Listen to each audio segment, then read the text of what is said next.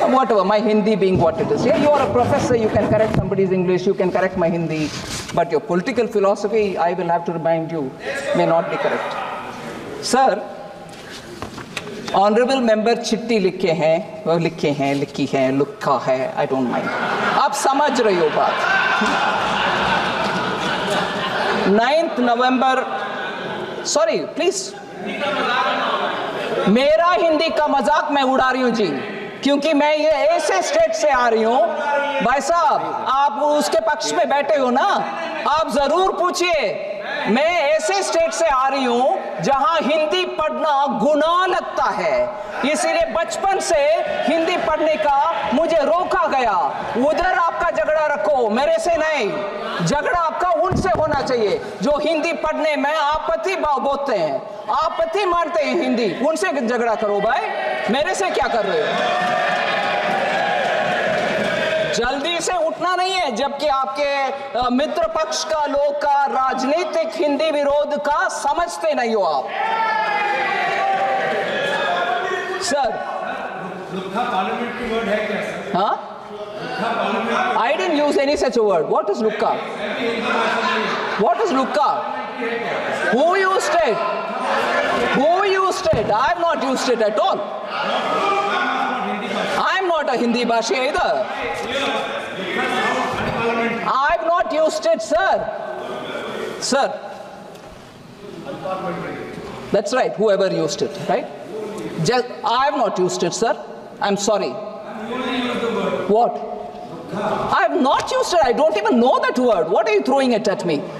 You probably hear it in Assami. I have not used that word. माननीय मंत्री जी, Yeah, but I have not used the word because I don't know it. There is no lie or no. I am saying I have not used it, and I have not said you're lying. I am not here to argue in those. I argue on merit.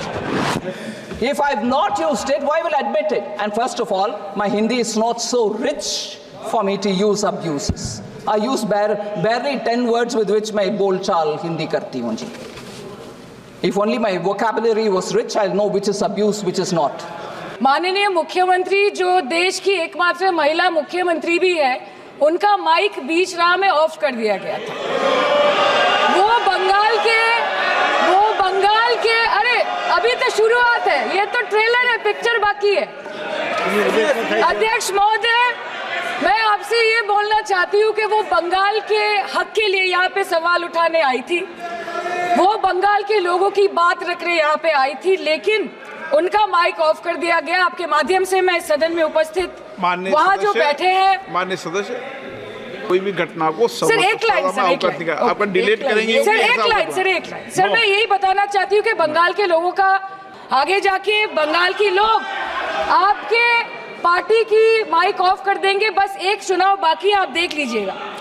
Sir, all India Trinamool Congress इस सदन और इस देश का 3rd largest opposition party है, और हम आपसे धन्यवाद हम आपको देते हैं कि आपने हमको रेलवे, स्वास्थ्य, शिक्षा और आज ये पशुपालन जैसे महत्वपूर्ण विषय पे चर्चा करने का मौका दिया। लेकिन तृणमूल कांग्रेस आगे जाके देश के हर महत्वपूर्ण मुद्दे पे बात करेगा, चाहे वो चीन का अनैतिक रूप से इस देश में प्रवेश हो या वो 700 से ऊपर आंदोलन जीवी किसानों की। माननीय सदस्य, आप पहली बार बोल रही हैं, मैं आपको हस्तक्षेप नहीं करना चाहता, लेकिन जिस अनुदानों की मांगों पर चर्चा सर अभी आ रहे सर, नीट के घोटाले से लेके जीएसटी के बोझ तक, एयरपोर्ट की छत टूट जाने से लेके रेल पटरी से छूट जाने तक, तृणमूल कांग्रेस के सदस्य, हर सांसद देश के हर गंभीर मुद्दे पर चर्चा करेंगे। बस यही आपको बोलना था। Respected sir, Mahamati Manush is the Magna Carta of the governance of West Bengal and our party, and I feel truly honored that today I have been given the opportunity to talk on a ministry which is intrinsic to the Mahamati Manush of the country.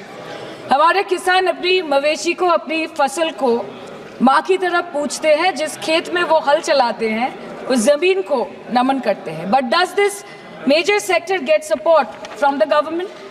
Sir, Indian agriculture supplies around 58% of India's livelihood and is a principal source of income for half of the population, accounting for 17 to 18% of the country's GDP. 70% of India's rural poor depend on livestock and farm animals. But does this sector get what it deserves? इसका जवाब अगर आप देश के किसान से पूछेंगे तो वो आपको यही बात बोलेंगे कि चाय से शुरू हुई थी सरकार और गाय पे अटक गई और विकास की मौसी 10 साल में रास्ते में भटक गई। Sir, exorbitantly high cost of cattle and poultry feed under the mismanagement of this sector by the current government and wholesale fodder inflation hovering between 25% to 28.6% in the last 2 to 3 years, it is a 9-year high. Sir, किसान खुद क्या खाएंगे? अपने परिवार के लोगों का खिलाएंगे? अपनी गाय भैंस भेड़ बकरी को क्या खिलाएंगे? सर, ऐसे ही वारदात होते हैं जहां गरीबी से जूझता हुआ एक किसान उसको अपनी गाय भेड़ बकरी को बेचने में मजबूर करते हैं और अंत में जाके वो अपनी खुद की जान ले लेते हैं। सर, पिछले 10 सालों में 1,12,000 किसानों ने इस देश में आत्महत्या की। एनसीआरबी की एक रिपोर्ट के अनुसार 10 साल में हर दिन इस देश में एवरेज में 30 किसान हर दिन अपनी जान ले लेते हैं। सर, इस देश के लोगों का यही है किस्सा कि जिसको जिताया वो राजा की तरह जाएगा और जिन्होंने जिताया वो फकीर की तरह। सर, ये बहुत गौरक्षा की भी बातें करते हैं। देश के लोगों को ये पता होना चाहिए that there is a fodder crisis in India and the union minister has himself stated in a written reply in Rajya Sabha that yes, the country is deficit in fodder. So it means that cows are dying without food in government-owned goshalas, especially the BJP-ruled state. 74,000 cattle had died at Panjrapols in Sundarnagar and Banaskantha district of Gujarat in the last 3 years. 200 cows were found dead in Madhya Pradesh's Shivpuri district. 173 cows allegedly died in a week in Chhattisgarh. And 74,016 cows had died in Hingonia Gaushala in Jaipur during the previous BJP government in Rajasthan. तो sir, पहले खाना ही नहीं मिला, fodder crisis, फिर मिल भी जाए तो इतना महंगा कि किसान खरीद ही नहीं पा रहा है, फॉडर इन्फ्लेशन, और सर खाना मिल भी जाए तो पशुओं की बीमारी। उससे मुकाबला करने के लिए इस सरकार ने क्या किया?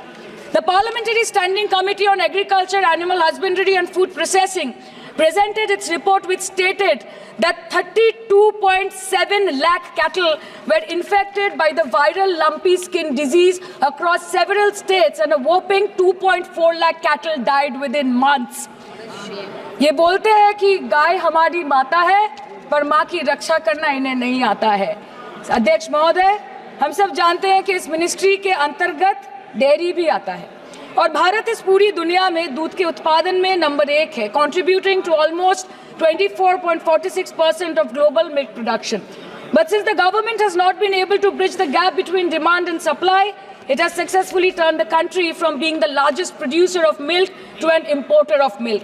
In the last 10 years, due to the stagnation in milk production, the gains of white revolution has been systematically whitewashed.